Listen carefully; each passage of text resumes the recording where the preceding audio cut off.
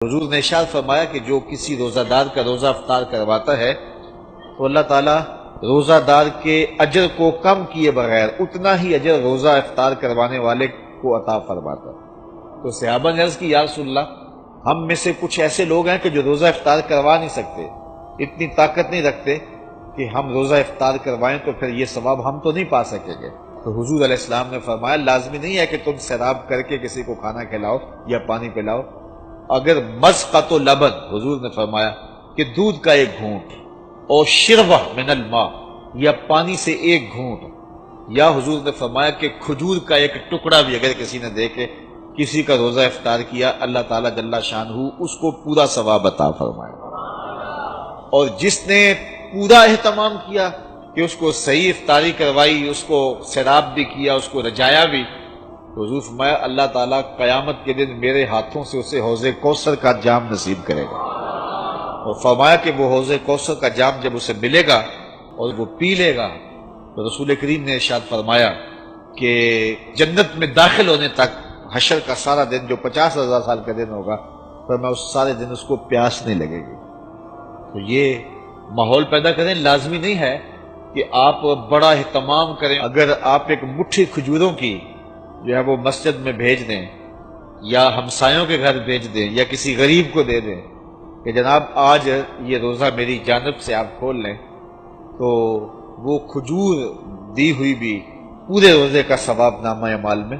درج کر دے گی۔ کسی کو گھونٹ پانی کا پلا دیں تو وہ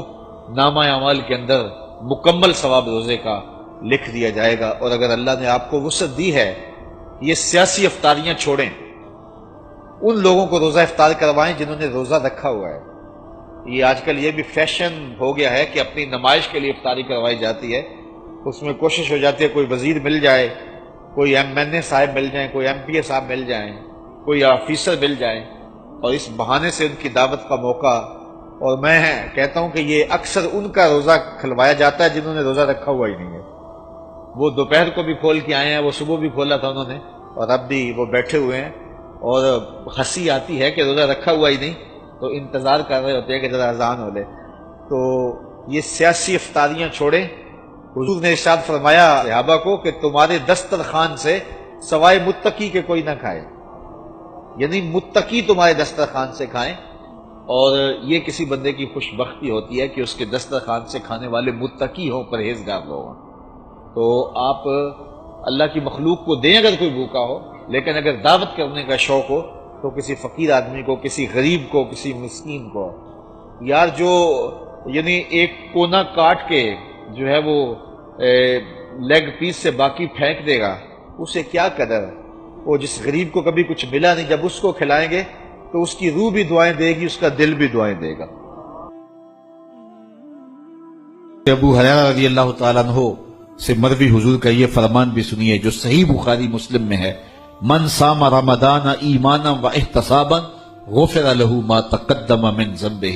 جو محاسبہ نفس کے ساتھ اور ایمان کے ساتھ روزے رکھتا ہے، اللہ تعالیٰ اس کے پچھلے سارے گناہ معاف فرما دے، اس کے دامن پہ گناہ کا ایک دھبا بھی باقی نہیں رہتا۔ یہ کرم نوازیاں ہیں۔ حضور علیہ السلام ماہ سیام سے قبل خطبہ دیا کرتے تھے صحابہ کو، اور ماہ سیام کا استقبالیہ خطبہ دے کے ان کو ماہ سیام کو کیسے گزارنا ہے اس کی تعلیم دیا کرتے تھے۔ آج یہ خطبہ جو حضور نے ارشاد فرمایا وہ آپ کے سامنے رکھوں گا۔ حضور نے ارشاد فرمایا لوگو، تمہارے اوپر ایک مہینہ جلوہ فراز ہو رہا ہے جو بہت بڑا مہینہ ہے، بڑا عظیم مہینہ ہے، جو مبارک مہینہ ہے۔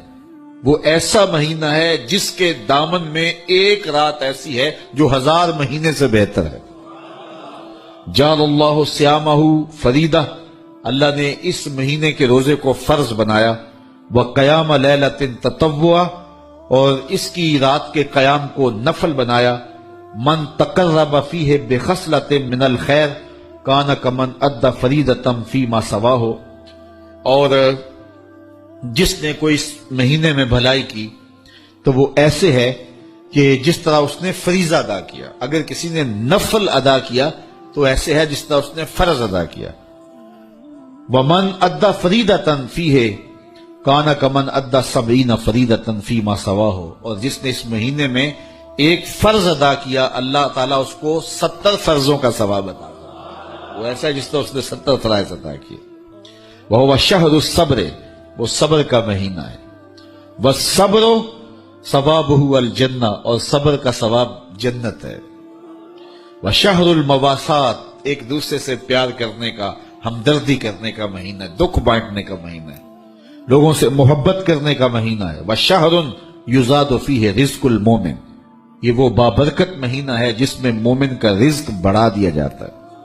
من فطر فیہ صائمہ، جس نے اس مہینے کے اندر افطار کروایا کسی شخص کو، روزہ دار کو، کان لہ مغفرۃ لذنوبہ، اللہ تعالیٰ اس کے گناہ معاف فرما دے گا اور اس کو جہنم کی آگ سے آزاد کر دے گا۔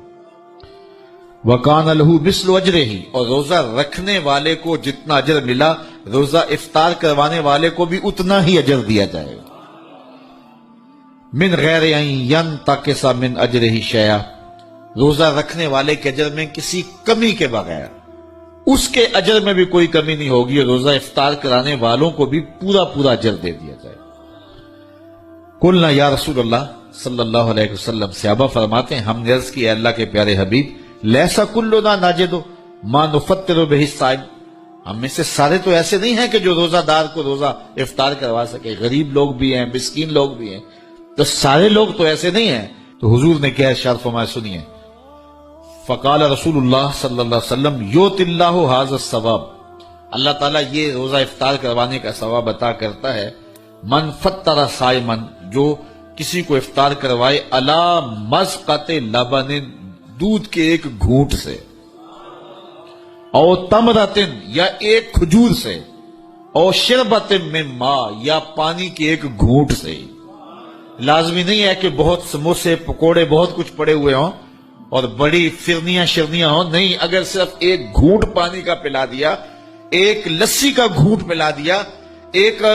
کھجور کھلا دی، تو حضور نے ارشاد فرمایا اللہ اس کو بھی پورا روزہ افطار کرنے کا ثواب عطا فرمائے۔ اور آگے فرمایا واشبع صائمن، اور جس نے سراب ہو کے کھلایا، اس کو صحیح پوری فل افطاری کروائی، تو اس کا اجر کیا، سقاہ اللہ من حوضی شربۃ لا یظمأ حتی یدخل الجنہ، حضور فرمایا اللہ اس کو حوض کوثر سے جام پلائے گا یہاں تک کہ وہ جنت میں داخل ہو جائے گا، اور جنت میں داخل ہونے تک 50,000 سال کا دن ہوگا، اس کو دوبارہ پیاس بھی نہیں لگے گی۔ جب جام کوثر مل گیا، جس نے ایک گھونٹ میں پی لیا، اس کو پھر پورا حشر کا دن پیاس نہیں لگے گی۔ وَهُوَ شَهْرٌ أَوَّلُهُ رَحْمَةٌ،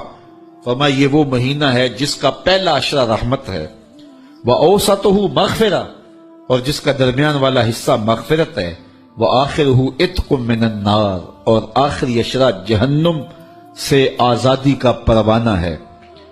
اور آگے ارشاد فرمایا وَمَنْ خَفَّفَ عَنْ مَمْلُوكِهِ فِيهِ، جس نے اپنے مزدور کو، اپنے غلام کو، اپنے ملازم کو، اپنے ماتحت کو نرمی کی، اس سے تھوڑا کام لیا،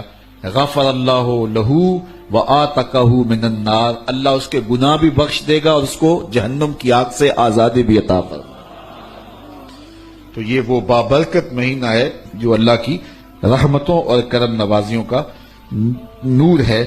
حضور علیہ الصلوۃ والسلام نے ارشاد فرمایا لکل شیء زکات وزکات الجسد الصوم، ہر شے کی زکات ہوتی ہے، جسم کی زکات روزہ ہے۔ تو روزہ جسم کی زکات ہے، باطن کا تزکیہ ہے، من کا چراغاں ہے، نفس کی سرکوبی ہے، شیطان سے بچاؤ کا ذریعہ ہے، اور دوزخ سے ڈھال ہے، اللہ کی رحمتوں کا حقدار کرتا ہے، اور اس کی کرم نوازیاں ہمیں نصیب کرتا ہے۔ خوش نصیب ہیں وہ لوگ جو ماہ سیام کو پورے خشوع و خضوع سے گزارتے ہیں۔ ماہ سیام سے ایک دن قبل اور عید کے دن ہم ایک جیسے ہوتے ہیں، جہاں ہم رمضان سے ایک دن پہلے کھڑے تھے، عید کے دن بھی ہم وہیں کھڑے ہوتے ہیں۔ تو پھر ایک مہینہ اتنی طویل محنت کی اور مشقت اٹھائی، بھوک اور پیاس کاٹی، تو پھر کیا فائدہ ہوا؟ آپ ایک ڈاکٹر کے پاس جاتے ہیں اور اس سے دوائی لیتے ہیں اور مہینہ بعد اس کو استعمال کرتے ہیں، اور مہینے کے بعد آپ ٹیسٹ کرواتے ہیں تو جہاں تھی بیماری وہاں کی وہاں رہی، تو پھر دو باتیں ہیں، یا تو ڈاکٹر نے دوا ٹھیک نہیں دی، یا پھر آپ نے دوائی کے ساتھ پرہیز نہیں کیا اور جہاں تھے وہیں کے وہیں کھڑے رہ گئے، تو ڈاکٹر کے پاس دوبارہ جائیں گے تو وہ کہے گا جناب اس بیماری سے نجات تو 1 مہینے کے کورس سے ہو جاتا تھا،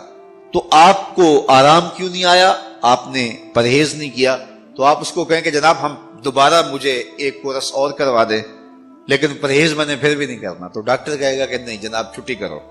اگر دوائی لینی ہے تو اس کے ساتھ جو احتیاطی تدابیر میں بتاؤں گا ان کو اختیار کرنا ہوگا، لیکن اگر کوئی شخص پھر دوسرا مہینہ کھاتا ہے اور احتیاطی تدابیر اختیار نہیں کرتا اور پھر ڈاکٹر کے پاس جا کہتا جناب آرام نہیں آیا، تو ڈاکٹر پھر اس کو کہے چلو دوبارہ لے لو، تو وہ تیسرے مہینے بھی کھائے، چوتھے مہینے بھی کھائے، ساری زندگی بھی کھاتا رہے، احتیاطی تدابیر نہیں کرے گا تو جہاں صحت تھی وہیں کی وہیں رہے گی۔ ماہ سیام آیا، پورا مہینہ دوائی لی، اور عید کے دن جب ٹیسٹ کروایا تو جہاں تھے وہیں کھڑے تھے۔ یا تو پھر دوائی ٹھیک نہیں ہے، میرے رب کی دوائی کس طرح ٹھیک نہیں ہو سکتی؟